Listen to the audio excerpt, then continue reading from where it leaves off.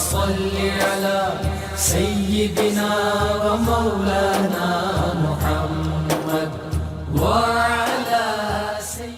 بسم اللہ الرحمن الرحیم۔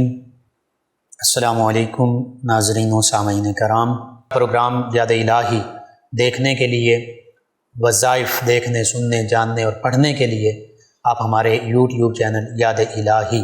یعنی YAADESPACE یوٹیوب چینل یاد الہی کو سبسکرائب بھی کیجئے، لائک بھی کیجئے، کمنٹس بھی کیجئے۔ اسی طرح فیس بک پیج یاد الہی وہ بھی دیکھ سکتے ہیں، اس پر پروگرام یاد الہی بھی دیکھ سکتے ہیں، وظائف دیکھ سکتے ہیں، جان سکتے ہیں، سن سکتے ہیں، پڑھ سکتے ہیں۔ جی ناظرین و سامعین، پروگرام یاد الہی میں روزانہ عظیم ہستیوں کے تذکارے پاک کیے جاتے ہیں اور اس کے ساتھ ساتھ کچھ ایسے موضوعات پر گفتگو ہوتی ہے جن سے آپ کو رہنمائی حاصل ہوتی ہے۔ آج جنگ یمامہ اس حوالے سے گفتگو ہوگی جو ختم نبوت اور تحفظ ختم نبوت کی سب سے پہلی جنگ ہے۔ اس سے پہلے کتاب و شفا سے آج کا وظیفہ تنگ دستی کے خاتمے کا وظیفہ، مفلسی، تنگ دستی، غربت، فاقہ کشی، اس حوالے سے وظیفہ ہر روز نماز فجر کے بعد تسبیح فاطمہ پڑھ کر، یعنی نماز فجر پڑھیں، اس کے بعد تسبیحات پڑھیں، سبحان اللہ، الحمدللہ 33 مرتبہ اور اللہ اکبر 34 مرتبہ، یہ تسبیح فاطمہ ہے۔ تو اس کے بعد آقا کریم صلی اللہ علیہ وآلہ وسلم کا اسم گرامی، اسم مبارک یا محمدو صلی اللہ علیہ وآلہ وسلم 92 مرتبہ پڑھیں، یا محمد یہ 92 مرتبہ پڑھیں، اور یا احمد یہ بھی نبی کریم صلی اللہ علیہ وآلہ وسلم کا اسم مبارک ہے، یہ 53 مرتبہ پڑھیں۔ تو 92 مرتبہ یا محمد اور 53 مرتبہ یا احمد پڑھنے سے نماز فجر کے بعد تسبیحات فاطمہ پڑھنے کے بعد اللہ تعالیٰ کے فضل و کرم سے انشاءاللہ یہ پڑھنے سے تنگ دستی سے اللہ تعالیٰ نجات عطا فرمائے گا۔ ہر قسم کی مفلسی، غربت، تنگ دستی، فاقہ کشی، اللہ تعالیٰ اس سے نجات عطا فرمائے گا اپنے پیارے حبیب مکرم صلی اللہ علیہ وآلہ وسلم کے اسماء مبارکہ کی برکت سے انشاءاللہ۔ تو ضرور بھی ضرور تمام مسلمان آپ سب اس وظیفے کو اپنے اوراد و وظائف میں شامل کریں، اپنے معمولات کا حصہ بنائیں، ضرور روزانہ کیجئے، ڈھیروں برکتیں حاصل ہوں گی۔ یہ تو ایک برکت کا ذکر ہے، آقا کریم صلی اللہ علیہ وآلہ وسلم کے اسماء مبارکہ بہت بابرکت ہیں، تمام برکتیں آپ کو حاصل ہوں گی انشاءاللہ۔ اپنے معمول میں شامل کیجئے، اوراد و وظائف میں شامل کیجئے، اپنے اعزہ اقربا، رشتہ دار، دوست، احباب، پڑوسی، محلہ دار، امت مسلمہ تک پہنچائیے۔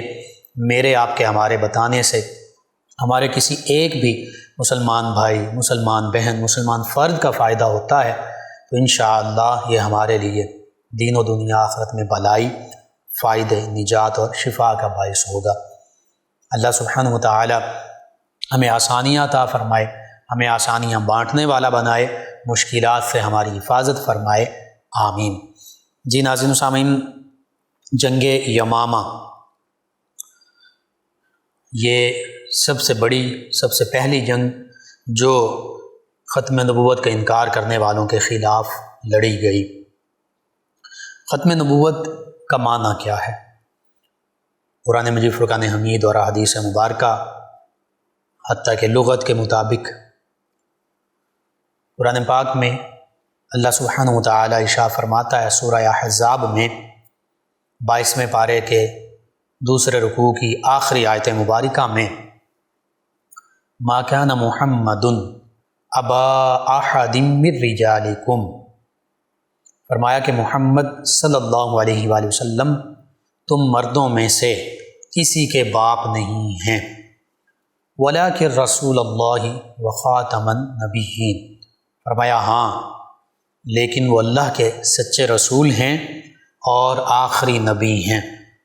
سب نبیوں سے آخر میں مبعوث ہونے والے ہیں، آپ آخری نبی ہیں، آپ کے بعد کوئی اور نبی مبعوث نہیں ہونے والا۔ تو خاتم النبیین یہ قرآن مجید فرقان حمید نے، اللہ رب العزت نے قرآن مجید فرقان حمید میں فرما دیا کہ محمد صلی اللہ علیہ وآلہ وسلم اللہ کے آخری نبی یعنی خاتم النبیین ہیں۔ پھر فرمایا وَكَانَ اللَّهُ بِكُلِّ شَيْءٍ عَلِيمًا، فرمایا اللہ سبحانہ و تعالی ہر چیز سے خوب واقف ہے، ہر چیز کے بارے میں بخوبی علم رکھنے والا ہے کہ کون ختم نبوت کا اقرار کرنے والا ہے اور کون ختم نبوت کا انکار کرنے والا ہے۔ تو اس آیہ مبارکہ اور اس کے علاوہ بھی درجنوں آیات بینات ہیں، 100 سے زائد وہ آیات بینات جو وضاحت اور صراحت کے ساتھ نبی کریم صلی اللہ علیہ وآلہ وسلم کی ختم نبوت بیان کر رہی ہیں، اور ہزاروں سینکڑوں احادیث مبارکہ جن میں وضاحت کے ساتھ ختم نبوت کا ذکر، اور سینکڑوں ایسی بلکہ ہزاروں ایسی احادیث مبارکہ جن میں عنایتاً نبی کریم صلی اللہ علیہ وآلہ وسلم کے ختم نبوت کا ذکر موجود ہے۔ اور حقیقت یہ ہے اگر غور کیا جائے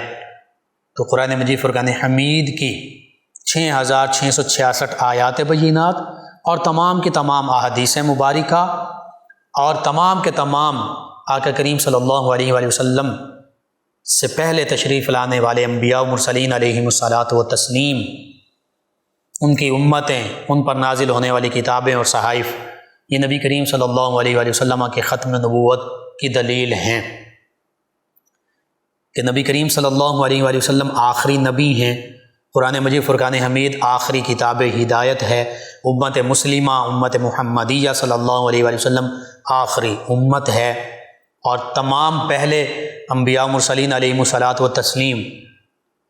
وہ پہلے انبیاء و مرسلین علیہم الصلاۃ و تسلیم ہیں۔ تمام پہلی کتابیں وہ پہلی آسمانی کتابیں ہیں، تمام پہلے صحائف وہ پہلے صحائف ہیں۔ اور قرآن مجید فرقان حمید میں تو وضاحت کے ساتھ اللہ سبحانہ و تعالی نے فرما دیا، سورہ بقرہ میں ہی ابتدا میں ہی پہلے پارے کے آغاز میں ہی جہاں فرمایا الف لام میم ذالک الکتاب لا ریب فیہ، الف لام میم حروف مقطعات جن کا علم اللہ اور اللہ کے حبیب صلی اللہ علیہ وآلہ وسلم کو ہے، اللہ و رسولہ اعلم، جو جیسے صحابہ کرام آقا کریم صلی اللہ علیہ وآلہ وسلم کی بارگاہ میں عرض کیا کرتے تھے کہ اللہ اور اس کے رسول صلی اللہ علیہ وآلہ وسلم ہی زیادہ بہتر جانتے ہیں۔ پھر فرمایا ذالک الکتاب لا ریب فیہ، فرمایا یہ قرآن مجید فرقان حمید وہ کتاب ہے جس میں کسی قسم کا کوئی شک و شبہ نہیں ہے، ھدی للمتقین، یہ تمام متقی لوگوں کے لیے کتاب ہدایت ہے۔ اور متقی کون ہیں؟ فرمایا الذین یؤمنون بالغیب، جو غیب پر ایمان لاتے ہیں، ویقیمون الصلاۃ، جو نماز قائم کرتے ہیں، ومما رزقناہم ینفقون، اور جو ہم نے انہیں رزق عطا فرمایا اس میں سے ہمارے ہی راستے میں یعنی اللہ کے راستے میں خرچ کرتے ہیں۔ اور پھر فرمایا والذین یؤمنون بما انزل الیک، اور وہ متقی وہ ایمان والے وہ ہیں جو اے نبی صلی اللہ علیہ وآلہ وسلم آپ پر نازل ہونے والی کتاب قرآن مجید فرقان حمید پر بھی ایمان لاتے ہیں۔ والذین یؤمنون بما انزل الیک، اب یہ آیت مبارکہ ختم نبوت کی بھی دلیل ہے، قرآن مجید فرقان حمید کے آخری ہونے کی دلیل ہے، نبی کریم صلی اللہ علیہ وآلہ وسلم کے آخری نبی ہونے کی دلیل ہے، امت محمدیہ صلی اللہ علیہ وآلہ وسلم کی آخری امت ہونے کی دلیل ہے۔ فرمایا والذین یؤمنون بما انزل الیک، وہ متقی جو کتاب ہدایت سے ہدایت پانے والے ہیں، فرمایا وہ اے نبی صلی اللہ علیہ وسلم آپ پر جو کتاب نازل ہوئی یعنی قرآن مجید فرقان حمید اس پر بھی ایمان لاتے ہیں۔ وما انزل من قبلک، اور جو آپ سے پہلے کتابیں نازل ہوئیں ان پر بھی ایمان لاتے ہیں، توراۃ، زبور، انجیل، صحف ابراہیم و موسیٰ، سیدنا ابراہیم سیدنا موسیٰ علیہ السلام پر جو صحائف نازل ہوئے ان پر بھی ہم ایمان لاتے ہیں۔ یہاں پر دو چیزوں کا ذکر فرمایا، کہ اے نبی صلی اللہ علیہ وسلم، جو آپ پر کتاب نازل ہوئی اس پر بھی یہ ایمان لاتے ہیں، اور جو آپ سے پہلے کتابیں نازل ہوئیں ان پر بھی یہ ایمان لاتے ہیں۔ یہاں پہ یہ نہیں فرمایا کہ والذین یؤمنون بما انزل من بعدک معاذ اللہ ثم معاذ اللہ، کہ جو آپ سے بعد کتابیں نازل ہوں گی ان پر بھی ایمان لائیں گے، نہیں، یہ نہیں فرمایا، بلکہ بعد میں کیا ہے، پہلے تمام انبیاء و مرسلین علیہ الصلاۃ و تسلیم کی نبوت و رسالت ہے، ان کی امتیں ہیں، ان پر نازل ہونے والی کتابیں اور صحائف ہیں، اور اب نبی کریم صلی اللہ علیہ وآلہ وسلم پر نازل ہونے والی کتاب قرآن مجید فرقان حمید آخری کتاب ہے۔ آپ کی نبوت و رسالت ختم نبوت ختم رسالت ہے، آپ آخری نبی آخری رسول ہیں، آپ کی امت آخری امت ہے، آپ پر نازل ہونے والی کتاب آخری کتاب ہے، اس لیے بعد کی کسی کتاب کا ذکر نہیں فرمایا، بلکہ بعد میں کیا ہے فرمایا وَبِالْآخِرَةِ هُمْ يُوقِنُونَ، فرمایا آپ کے بعد، آپ پر نازل ہونے والی کتاب کے بعد، آپ کی امت کے بعد، آپ کے ظاہر عہد مبارکہ کے بعد قیامت ہے۔ فرمایا وَبِالْآخِرَةِ هُمْ يُوقِنُونَ، یہ ایمان والے آپ کے بعد، چونکہ کوئی کتاب نازل نہیں ہونی، کوئی نبی تشریف نہیں لانے، کوئی رسول تشریف نہیں لانے، آپ کے بعد کوئی کتاب نہیں، آپ کی امت کے بعد کوئی امت نہیں، آپ کی نبوت و رسالت کے بعد کوئی نبوت و رسالت نہیں، تو فرمایا آپ کے بعد چونکہ قیامت ہے تو اس لیے یوم آخرت ہے، تو یہ ایمان والے، یہ متقی، یہ آپ کے بعد صرف اور صرف قیامت پر ایمان لاتے ہیں۔ اسی لیے نبی کریم صلی اللہ علیہ وآلہ وسلم نے فرمایا بعثت انا والساعہ کہاتین، فرمایا مجھے اور قیامت کو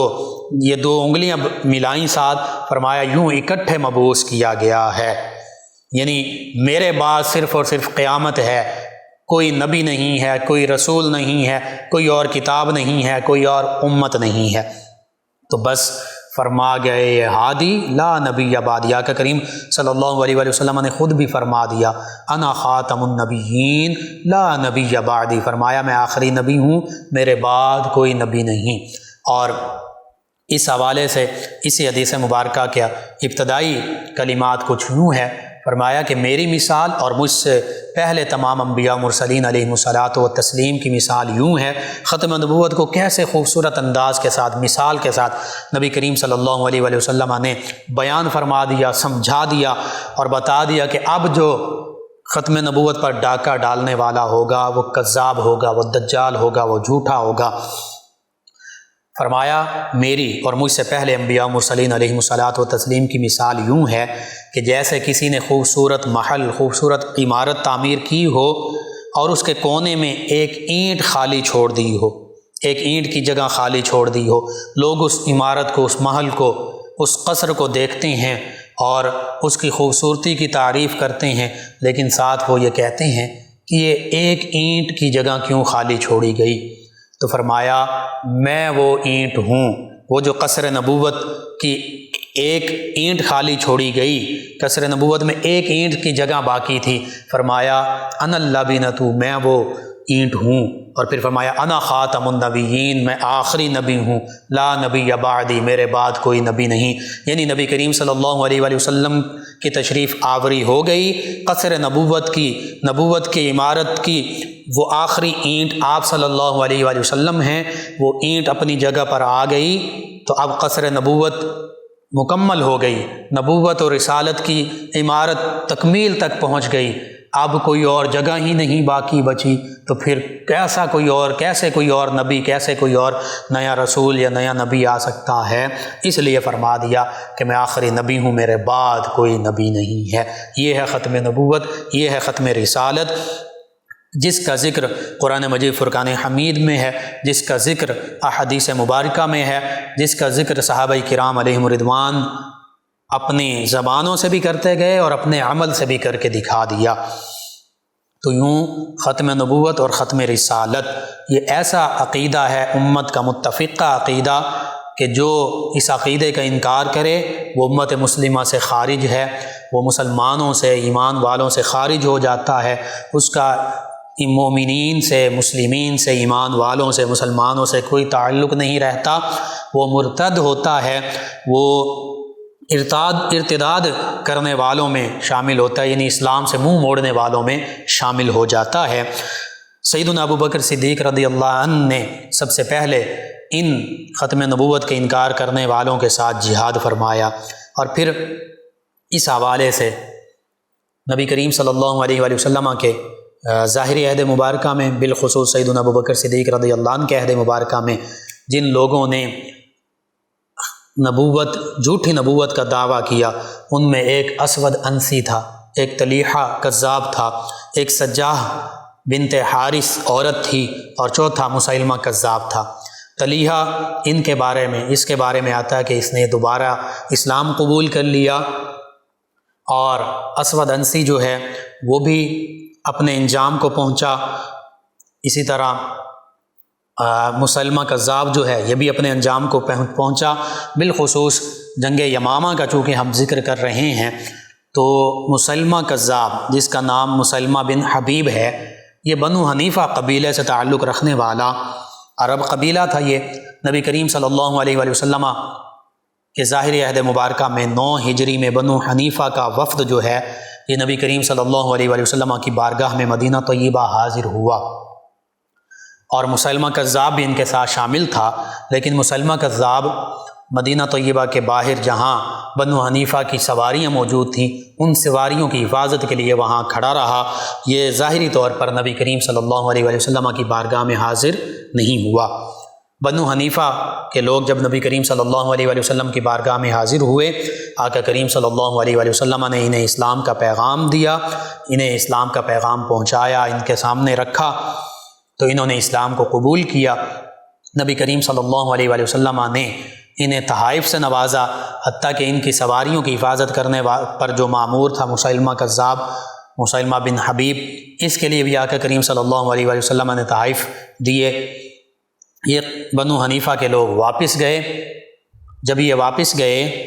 تو پھر مسیلمہ کذاب اس نے وہاں جا کر نبوت کا دعویٰ کر دیا، اور پھر نبی کریم صلی اللہ علیہ وآلہ وسلم کے پاس اس نے اپنے 2 نمائندوں کو بھی بھیجا، خط لکھ کر بھیجا، اور اس خط میں یہ لکھا کہ مسلمہ اللہ کے رسول معاذ اللہ ثم معاذ اللہ کی طرف سے محمد الرسول اللہ کی طرف یہ خط، اور اس میں اس نے یہ لکھا کہ مجھے بھی معاذ اللہ ثم معاذ اللہ اللہ نے نبی بنایا ہے، جس طرح اللہ نے آپ کو نبی اور رسول بنایا ہے، تو آپ اپنی آدھی ریاست، آدھی سلطنت وہ مجھے دے دیں، اور نبوت اور رسالت میں مجھے بھی اپنے ساتھ شریک کر لیں۔ تو نبی کریم صلی اللہ علیہ وآلہ وسلم نے اس موقع پر اس کے سفیروں سے فرمایا کہ اگر تم سفیر نہ ہوتے، اور ان سے پوچھا کہ کیا تم بھی اس کی جھوٹی نبوت اور رسالت پر یقین رکھتے ہو، تو ان سفیروں نے کہا کہ ہاں، جیسا اس خط میں لکھا ہوا ہے ہم اس کی تصدیق کرتے ہیں، اس کو بھی نبی اور رسول مانتے ہیں، اس جھوٹے کو۔ تو نبی کریم صلی اللہ علیہ وآلہ وسلم نے ارشاد فرمایا کہ اگر تم سفیر نہ ہوتے تو میں ابھی تمہاری گردنیں اڑا دیتا۔ بہرحال سفیر ہونے کی وجہ سے ان کی جان بخشی کی گئی، یہ واپس گئے۔ پھر دوبارہ مسلمہ کذاب نے پھر دوبارہ اسی طرح خط لکھا، تو نبی کریم صلی اللہ علیہ وآلہ وسلم نے پھر حبیب بن زید رضی اللہ تعالیٰ عنہ ان کو مسلمہ کی طرف بھیجا اپنا پیغام حق پہنچانے کے لیے، اور غالباً خط بھی لکھ کر بھیجا کہ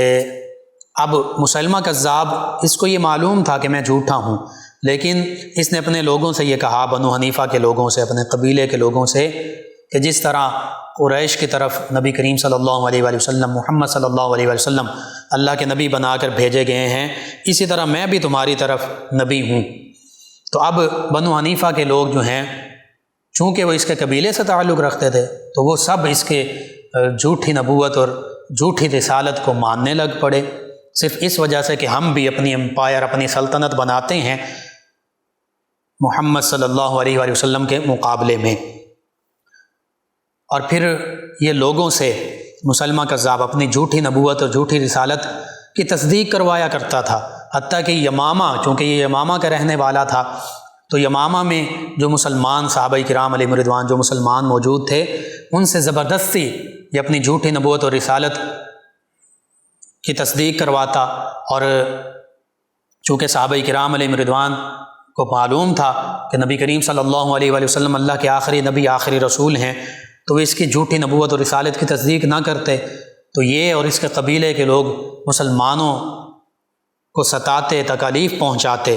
تو نبی کریم صلی اللہ علیہ وآلہ وسلم نے جب یہ معاملہ دیکھا تو مسلمانوں کے دفاع کے لیے اور اس تک حق کا پیغام پہنچانے کے لیے سیدنا حبیب بن زید رضی اللہ تعالیٰ عنہ ان کو بھیجا،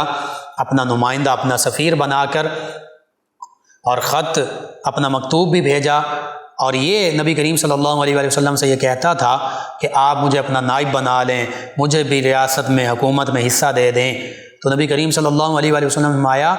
کہ مجھے تو اللہ تعالیٰ نے اپنا آخری نبی آخری رسول بنا کر بھیجا ہے،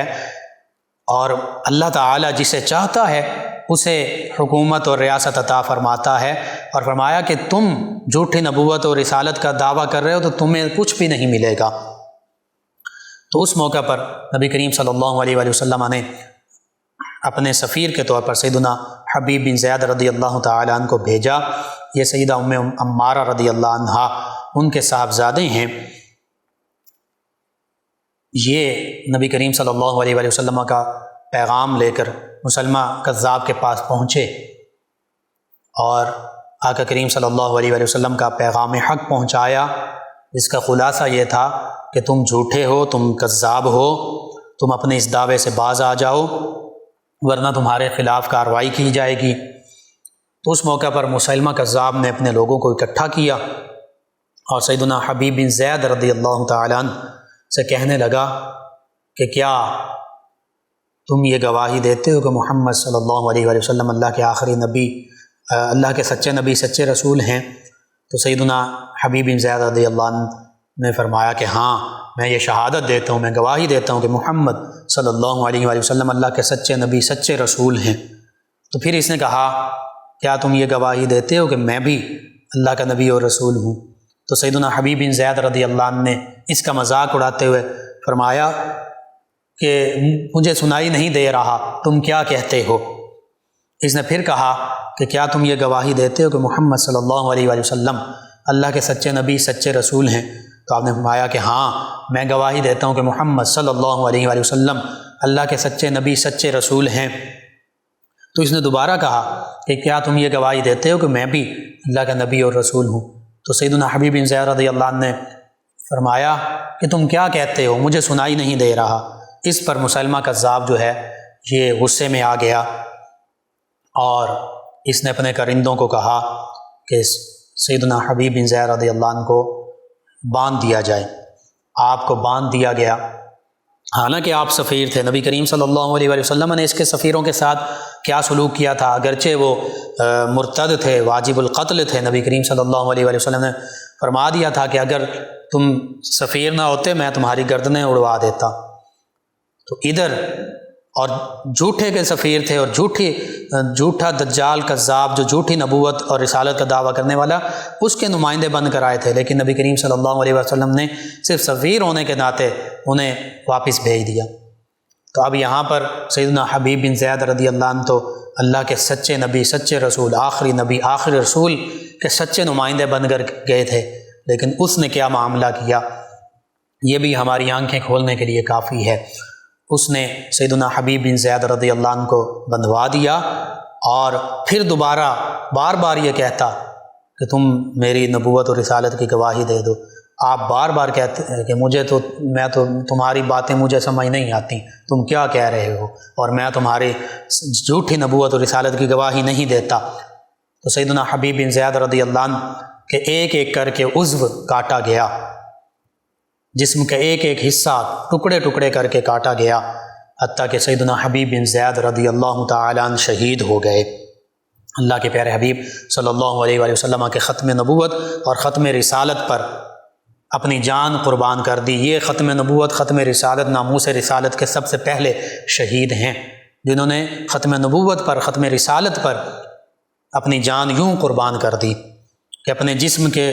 عضو ایک ایک کر کے کٹوا دیے، لیکن نبی کریم صلی اللہ علیہ وآلہ وسلم کے آخری نبی، آخری رسول ہونے کا انکار نہیں کیا۔ اس کے برعکس آج ہمارے سامنے معاملات موجود ہیں، بالخصوص آپ بہائی جس نے بہا اللہ نے جس نبوت کا دعویٰ کیا، محمد علی باب نے نبوت کا دعویٰ کیا، مرزا قادیانی نے نبوت کا دعویٰ کیا، اور ان کے دعوے بھی اسی طرح تھے۔ یہ ساتھ یہ کہتے ہیں آج بھی، بعض کا لکھتے بھی ہیں کہتے بھی ہیں کہ نبی کریم صلی اللہ علیہ وآلہ وسلم آخری نبی ہیں، سچے رسول ہیں، یہ بھی مانتے ہیں، لیکن ساتھ اپنی نبوت کی طرف لوگوں کو، جھوٹی نبوت جھوٹی رسالت کی طرف لوگوں کو پیغام دے رہے ہوتے ہیں، ان کو گمراہ کر رہے ہوتے ہیں۔ تو یہی مسلمہ کذاب نے بھی کیا تھا، وہ نبی کریم صلی اللہ علیہ وآلہ وسلم کے بارے میں اپنے لوگوں کو بھی کہتا تھا، اور اس کے لوگ بھی یہ کہتے تھے کہ ہم جانتے ہیں محمد صلی اللہ علیہ وآلہ وسلم اللہ کے سچے نبی، سچے رسول ہیں، لیکن صرف اپنی قبائلی تعصب کی بنا پر اور ظاہری عہدہ، منصب، دولت اور ریاست اور مملکت، حکمرانی حاصل کرنے کے لیے، یہ سارا معاملہ صرف حکمرانی کا تھا، یعنی دنیا طلبی کے لیے وہ جھوٹا نبی بن بیٹھا تھا۔ تو اس طرح کے معاملات۔ پھر سیدنا ابوبکر، نبی کریم صلی اللہ علیہ وآلہ وسلم کا وصال ہوا تو سیدنا ابوبکر صدیق رضی اللہ عنہ کے عہد مبارکہ میں مسلمہ کذاب نے اپنے جھوٹی نبوت اور رسالت لوگوں کو اس کا اقرار کروانے کے لیے اور سختی کا معاملہ شروع کر دیا۔ جو اس کی جھوٹی نبوت اور رسالت کو نہ مانتا اس پر ظلم و ستم کرتا۔ تو جب سیدنا ابوبکر صدیق رضی اللہ تعالی عنہ خلیفہ بنے تو آپ تک یہ معاملہ پہنچایا گیا، جیسے آپ نے سیدنا اسامہ بن زید رضی اللہ تعالی عنہ کو ان کے لشکر کو روانہ کیا جو نبی کریم صلی اللہ علیہ وسلم کے حکم کے مطابق تیار تھا۔ اسی طرح جنہوں نے زکوٰۃ کا انکار کیا ان کے خلاف جہاد کیا، جو چند ایک وہ 9 مسلم جو آخر میں مسلمان ہوئے صرف، اور اس کا ذکر سورہ اعراف میں بھی موجود ہے کہ اللہ فرماتا ہے کہ یہ کہتے ہیں ہم ایمان، قالت الاعراب آمنا، یہ اعرابی کہتے ہیں دور دراز دیہاتوں سے جو آئے تھے کہ ہم ایمان لے آئے۔ اللہ فرماتا ہے وَلَٰكِنْ قُولُوا أَسْلَمْنَا، تم یہ نہ کہو کہ ہم مومنین بن گئے، ایمان والے بن گئے، بلکہ یوں کہو کہ ہم نے ظاہری طور پر بس قبول کر لیا، تسلیم کر لیا۔ وَلَمَّا يَدْخُلِ الْإِيمَانُ فِي قُلُوبِكُمْ، ایمان تو تمہارے دلوں میں داخل ہی نہیں ہوا۔ تو ایسے کچھ قبائل اور کچھ لوگ تھے جنہوں نے صرف ظاہری طور پر کچھ، چونکہ انہیں یہ پتہ چلا کہ جو اسلام قبول کرتا ہے اسے مال و دولت ملتا ہے، مال غنیمت بعض اوقات ملتا ہے، نبی کریم صلی اللہ علیہ وسلم بھی اسے نوازتے ہیں، تو بس، اور اس کی جان بھی بخش دی جاتی ہے۔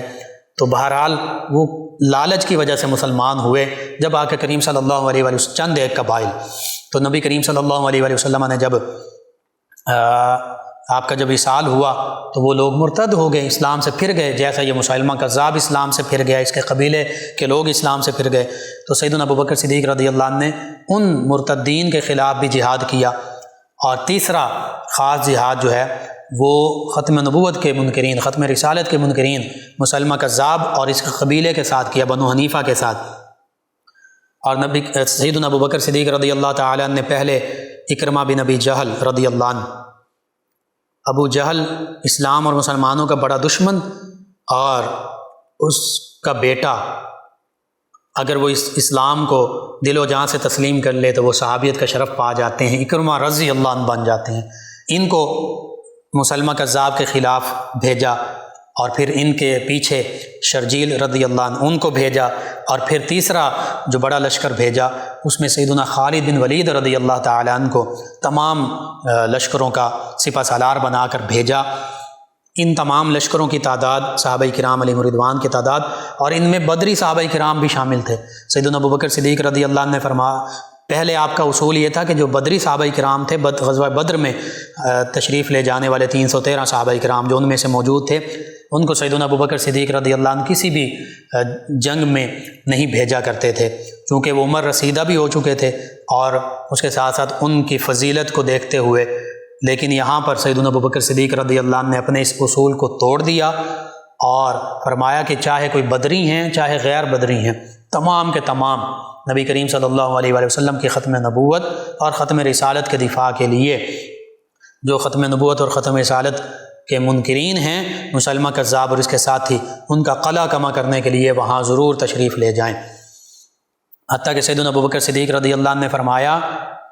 اس موقع پر مدینہ طیبہ میں تھوڑے صحابہ کرام چند ایک لوگ رہ گئے، تو عرض کیا گیا کہ آپ خود چاہتے تھے کہ میں بھی اس لشکر کے ساتھ جاؤں، تو آپ سے یہ کہا گیا کہ آپ مدینہ طیبہ میں رہیے۔ آپ نے فرمایا کہ چاہے سب کچھ مٹ جائے، میں بھی ختم ہو جاؤں، درندے جو ہیں مدینہ طیبہ میں رہنے والے لوگوں کو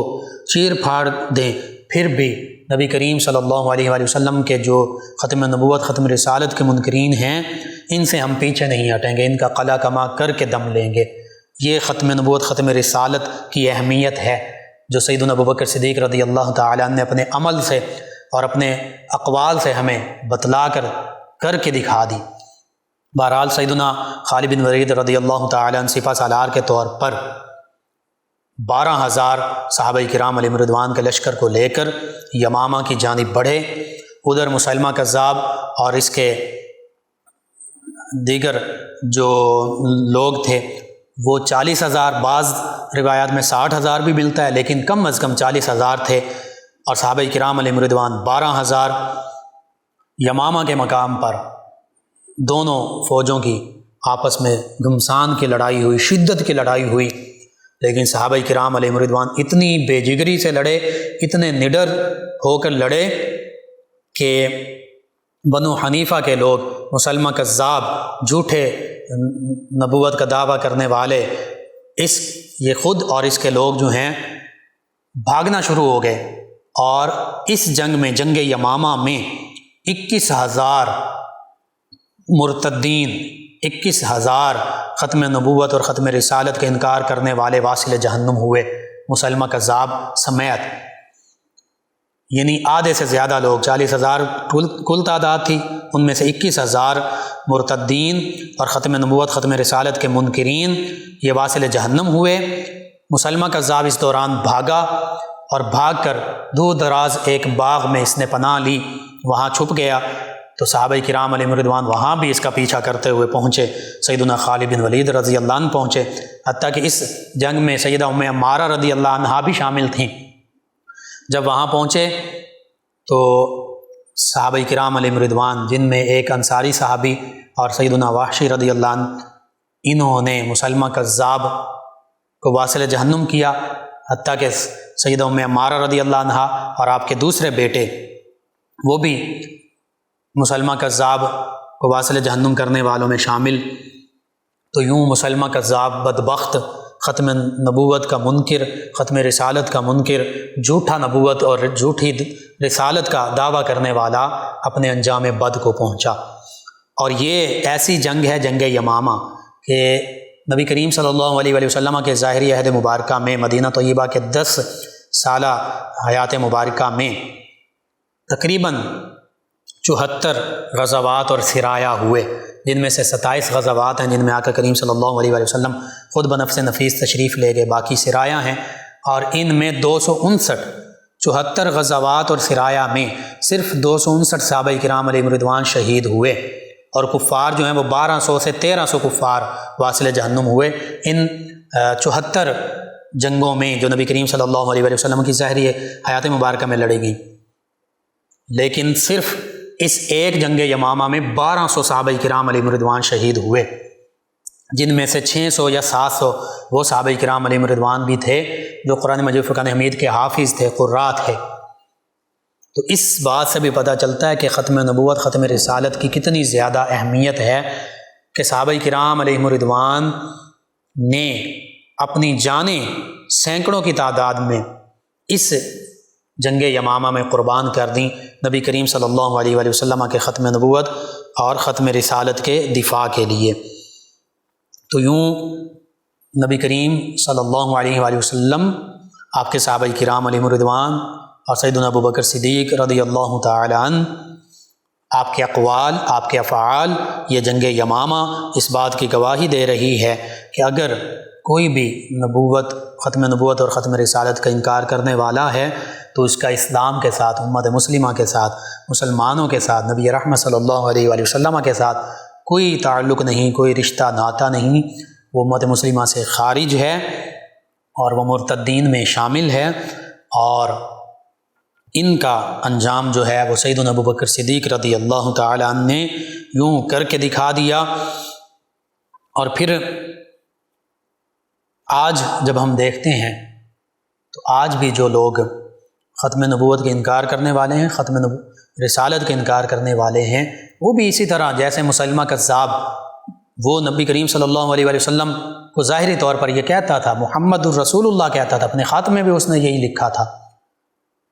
تو ظاہری طور پر وہ نبی کریم صلی اللہ علیہ وآلہ وسلم کی نبوت اور رسالت کو مانتا تھا، لیکن صرف اور صرف اپنا ایک نام بنانے کے لیے، اپنے لیے ریاست قائم کرنے کے لیے، حکمرانی میں شامل ہونے کے لیے اس نے کہہ دیا تھا کہ مجھے بھی آپ عرب کی حکمرانی میں سے آدھی ریاست دے دیں، آدھا حکمران مجھے بنا دیں۔ تو نبی کریم صلی اللہ علیہ وآلہ وسلم نے فرمایا کہ یہ تو اللہ تعالیٰ کے فیصلے ہیں، حتیٰ کہ یہ بھی فرمایا کہ تمہیں اس میں سے کچھ بھی نہیں ملے گا۔ اور وہ سیدنا ابوبکر صدیق رضی اللہ عنہ کے عہد مبارکہ میں ثابت ہو گیا کہ اسے ظاہری حکومت تو درکنار، چونکہ وہ مرتد ہو کر مرا تو واصل جہنم ہوا اور جہنمیوں میں شامل ہوا، تو یوں اس کے لیے دنیا میں بھی کچھ نہ رہا اور آخرت میں بھی اس کے لیے کچھ نہ باقی بچا۔ یہ نبی کریم صلی اللہ علیہ وآلہ وسلم نے اپنی زبان مبارکہ سے ارشاد فرما دیا تھا۔ تو آج ضرورت اس امر کی ہے کہ آج ہم اپنے بچوں کو اسکول میں ہیں، کالجز میں ہیں، یونیورسٹیز میں ہیں، مدارس میں ہیں، گھر میں ہیں، والدین، اساتذہ، علماء، تمام مسلمان، یہ کسی ایک فرد یا ایک گروہ کی ذمہ داری نہیں ہے، اپنے بچوں کو، اپنی آنے والی نسلوں کو قرآن مجید فرقان حمید سے، احادیث مبارکہ سے، صحابہ کرام علیہم رضوان کی زندگیوں سے ختم نبوت، ختم رسالت کی اہمیت بتائیں، چونکہ آج بھی جو ختم نبوت اور ختم رسالت کا انکار کرنے والے ہیں، بالخصوص چاہے وہ بہائی ہوں، بابی ہوں، قادیانی ہوں، یہ اسکول، کالجز، یونیورسٹیز میں ہمارے بچوں کے ذہنوں میں تشکیک پیدا کرتے ہیں، شک و شبے پیدا کرتے ہیں ختم نبوت، ختم رسالت کے حوالے سے، حتیٰ کہ بعض اوقات تو مختلف قسم کے لالچ دیے جاتے ہیں اور یوں ہمارے بچوں کے ذہن خراب کیے جاتے ہیں، مسلمانوں کو ختم نبوت، ختم رسالت کا منکر بنایا جاتا ہے۔ تو ضرورت اس امر کی ہے کہ ہم اپنی آنے والی نسلوں کے ایمان کو محفوظ رکھنے کے لیے ختم نبوت کا پیغام جو ہے قرآن و سنت کے حوالے سے، صحابہ کرام علیہم رضوان کی سیرت کے حوالے سے وہ ان تک پہنچائیں، اور اللہ سبحانہ و تعالیٰ سے یہ دعا بھی ہے کہ اللہ تعالیٰ ہمیں نبی کریم صلی اللہ علیہ وآلہ وسلم کے آخری نبی ہونے، آخری رسول ہونے، سچے نبی، سچے رسول ہونے پر ہمارا ایمان پختہ رکھے، ہمیں اس پر ثابت قدم رکھے، ہمارے آنے والی نسلوں کو نبی کریم صلی اللہ علیہ وآلہ وسلم کی ختم نبوت، ختم رسالت پر ایمان لانے والا بنائے، ثابت قدم رہنے والا بنائے، اور ہمیں ختم نبوت کے لیے کام کرنے والا بنائے۔ حضرت پیر سید مہر علی شاہ علیہ رحمہ نے فرما دیا تھا کہ جو ختم نبوت کے لیے کام کرتا ہے، نبی کریم صلی اللہ علیہ وآلہ وسلم کی ختم نبوت، ختم رسالت کے لیے کام کرتا ہے، اس کی پشت پر نبی کریم صلی اللہ علیہ وآلہ وسلم کا دست مبارکہ ہوتا ہے۔ آج بھی جو لوگ ختم نبوت کے لیے اپنی جانیں قربان کر رہے ہیں، حقیقت میں نبی کریم صلی اللہ علیہ وآلہ وسلم کی تائید انہیں حاصل ہے۔ وہ میلاد النبی صلی اللہ علیہ وآلہ وسلم کے جلوس میں نبی کریم صلی اللہ علیہ وآلہ وسلم کے نعرے بلند کریں، یا رسول اللہ صلی اللہ علیہ وسلم کے نعرے بلند کریں، ان پر فائر کھول دیے جاتے ہیں، انہیں شہید کر دیا جاتا ہے، اور پھر کوئی میڈیا بھی ان کے بارے میں کوئی بات نہیں کرتا، کہیں بھی کسی میڈیا میں ان کے بارے میں بات نہیں ہوتی کہ ظلماً انہیں شہید کر دیا گیا، صرف اس وجہ سے کہ وہ نبی کریم صلی اللہ علیہ وآلہ وسلم کا نام لیتے ہیں، وہ نبی کریم صلی اللہ علیہ وآلہ وسلم کے میلاد کا جلوس نکال رہے ہیں۔ تو سوچنا چاہیے ہم کس طرف جا رہے ہیں، ہم کس نہج پر چل رہے ہیں۔ وہ تو اپنی جانیں انہوں نے اللہ کے پیارے حبیب صلی اللہ علیہ وآلہ وسلم کے نام پر قربان کر دیں، اور نبی کریم صلی اللہ علیہ وآلہ وسلم کا ہر امتی نبی کریم صلی اللہ علیہ وآلہ وسلم پر جان قربان کرنا اپنے لیے فخر سمجھتا ہے، یہی ایمان ہے۔ صحابہ کرام علیہم رضوان نے اپنی جانیں قربان کر کے ہمیں دکھا دیا، بتا دیا۔ بہرحال ان لوگوں کو سمجھنا چاہیے کہ جو خاموش تماشائی بنے بیٹھے ہیں، جو مظلوم کا ساتھ نہیں دینے والے، اللہ سبحانہ و تعالیٰ سے دعا ہے اللہ تعالیٰ ہمیں مظلوموں کا ساتھ دینے والا بنائے، ظالموں کا ہاتھ روکنے والا بنائے، آمین۔ اللہم صلی علی سيدنا ومولانا محمد وعلى آپ سماعت فرما رہے ہیں پروگرام یاد الہی۔ ناظرین و سامعین، اس دوران ہمیں جوائن کیا ہمارے ریگولر لسنرز میں شامل ہیں افتخار ڈوگر صاحب، غلام رسول صاحب، احمد صاحب، غلام حسین صاحب، محمد علی عباس صاحب 208 چک ڈوگراں والا سے، اور انہوں نے کہا السلام علیکم۔ جی وعلیکم السلام، شکریہ آپ کا۔ ایک ہمارے لسنر ہیں، انہوں نے اپنے شوہر کے حوالے سے کہا، رخسانہ بی بی، کہ وہ ان کو خرچ اخراجات نہیں دیتے، شوہر جو ہے وہ شراب پیتا ہے۔ اس حوالے سے جی اس حوالے سے یہ ہے، میں نے پہلے بھی عرض کیا تھا کہ آپ سورہ یاسین پڑھ کر جو وہ کھاتے پیتے ہیں آپ کا شوہر، اس کو کھلائے پلائیں۔ اور باقی یہ ہے کہ ایک خاندان کے، آپ کے اور اس کے خاندان کے جو بزرگ ہیں بڑے، انہیں کہا جائے، کہیں مل کر بیٹھا جائے، انہیں کہا جائے کہ اس کو سمجھایا جائے آپ کے شوہر کو، تو یہ معاملہ ہو سکتا ہے، بڑے بزرگ جو ہیں وہ اس کا حل کر سکتے ہیں۔ ان کے علاوہ ہمیں جوائن کے ایک اور لسنر، انہوں نے کہا السلام علیکم بھائی، کیا حال ہے؟ جی وعلیکم السلام، الحمدللہ۔ کہتے ہیں کہ ہم آپ کا پروگرام روزانہ سنتے ہیں، آپ کے لیے اور آپ کی ٹیم کے لیے بہت ساری دعائیں، اللہ پاک آپ کو خوش رکھے۔ نیہا صاحبہ یہ ہیں، یہ کہتی ہیں کہ ان کی والدہ ان کو رسولی ہے، اس کے حوالے سے کوئی وظیفہ۔ جی ایک تو یا رقیب 300 مرتبہ روزانہ پڑھیں، ان پر دم کریں۔ دوسرا سورۃ الطارق، یہ 30ویں پارے میں یہ 3 مرتبہ دم کر کے، پانی پر دم کر کے پانی بھی پئیں اور ان پر بھی دم کر دیں، انشاءاللہ اللہ تعالیٰ شفا عطا فرمائے گا۔ اور اس حوالے سے جو میرا ناقص علم ہے، ہومیوپیتھی کا کوئی پرانے ڈاکٹر ہوں، تجربہ کار ہو، جو سنگل ریمیڈی کرتے ہوں، ان سے علاج کروائیے۔ سلیم صاحب ہیں 105 جڑاں والا روڈ سے، کہتے ہیں کہ عبد القادر بچے کا نام رکھا ہے، اس حوالے سے بتا دیں۔ جی بہت اچھا نام ہے، قادر اللہ سبحانہ و تعالیٰ کا اسم گرامی ہے، ہر چیز پر قدرت رکھنے والا، اور عبد القادر اللہ رب العزت کا بندہ، عبد القادر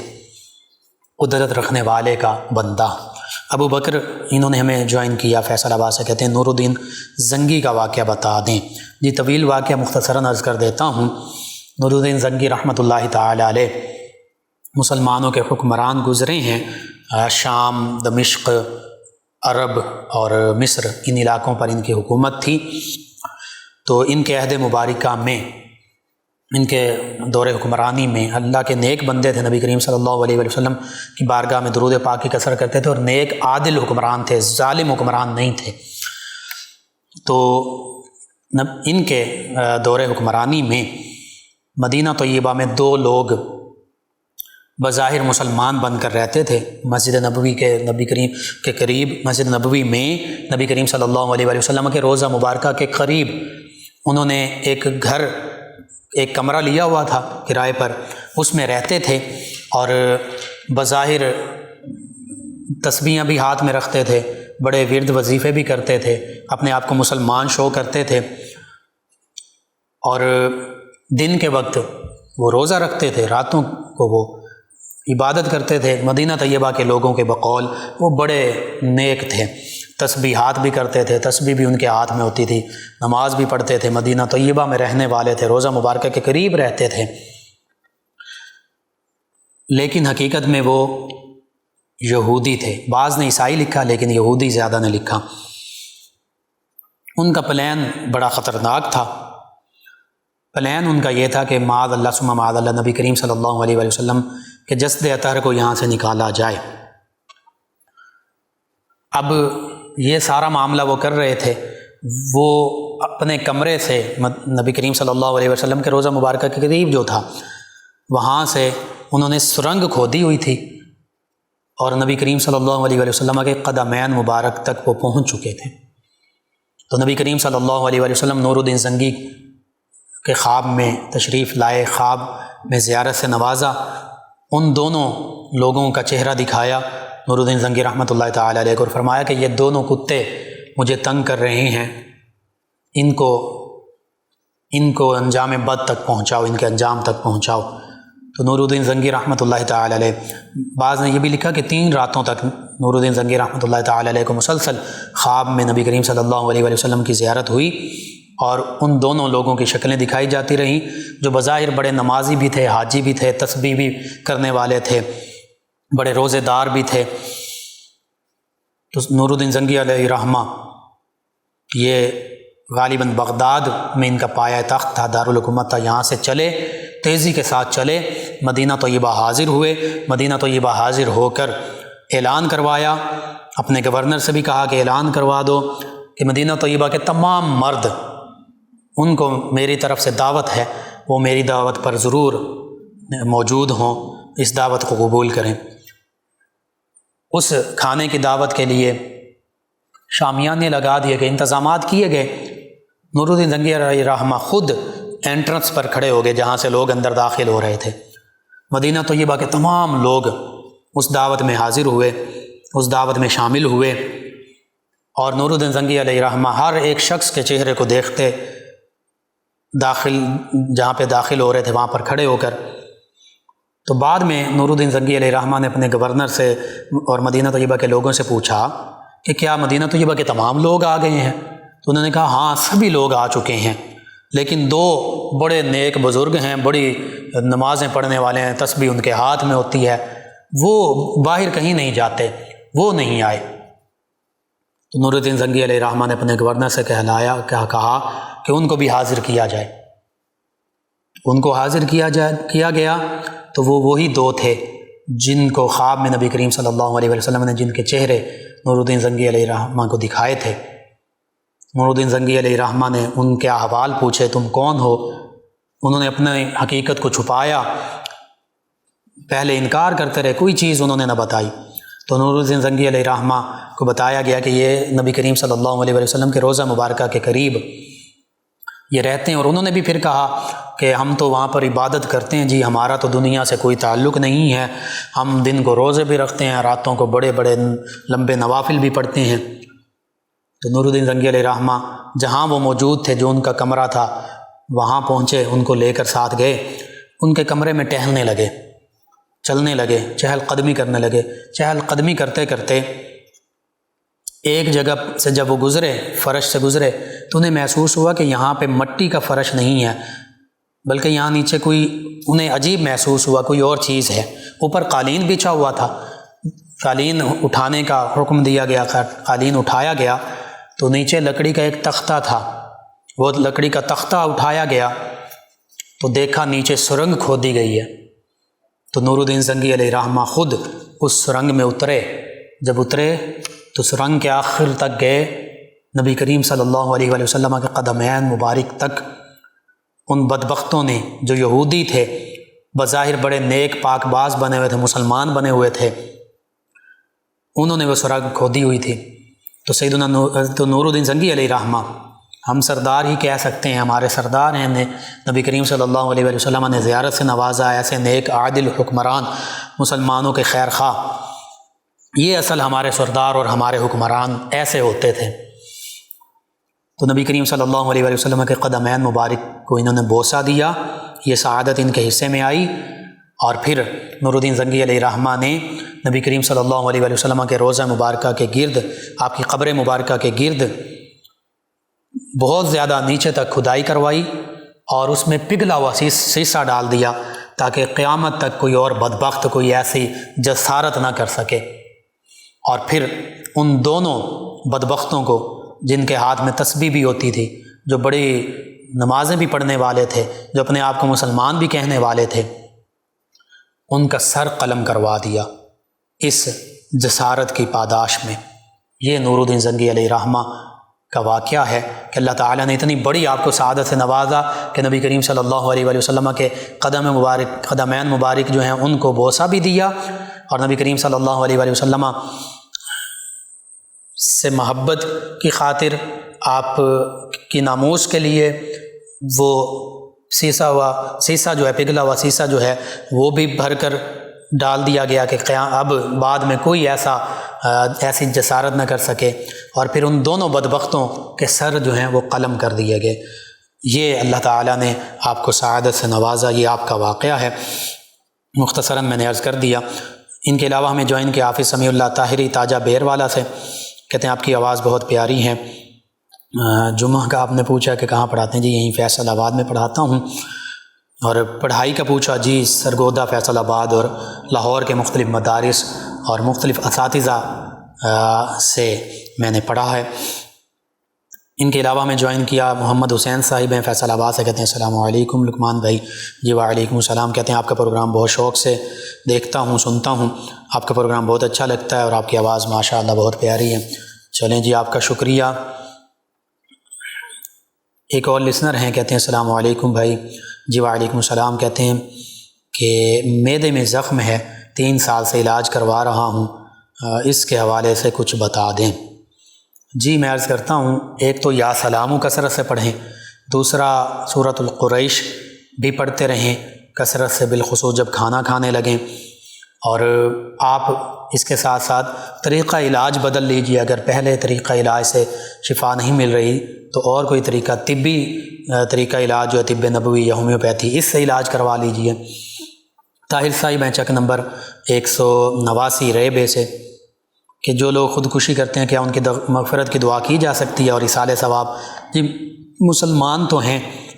تو جو کفار منافقین مرتدین ہوں، جو اسلام نہ لائیں یا اسلام سے پھر جائیں، ان کے لیے دعائے مغفرت نہیں کی جا سکتی۔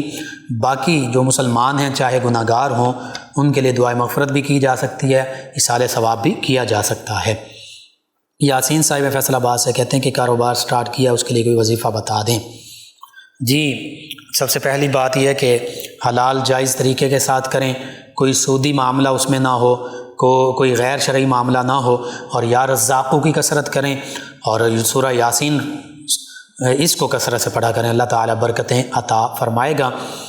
شفیق صاحب ہیں مدینہ ٹاؤن سے فیصل آباد سے، انہوں نے سلام کہا۔ جی وعلیکم السلام، آپ تمام ویورز لسنرز کا شکریہ، آپ ہمیں جوائن کرتے ہیں، پروگرام یاد الہی میں شامل ہوتے ہیں، اپنے فیڈ بیک سے ہمیں آگاہ کرتے ہیں۔ ناظرین سامعین، پروگرام یاد الہی کا وقت ختم ہو جاتا ہے، انشاءاللہ کل صبح دوبارہ آپ سے ملاقات ہوگی۔ پروگرام یاد الہی میں اپنے میزبان محمد لقمان رضا اور ہماری ٹیم کو اجازت دیجیے، اللہ نگہبان۔ اللہم صل علی سیدنا و مولانا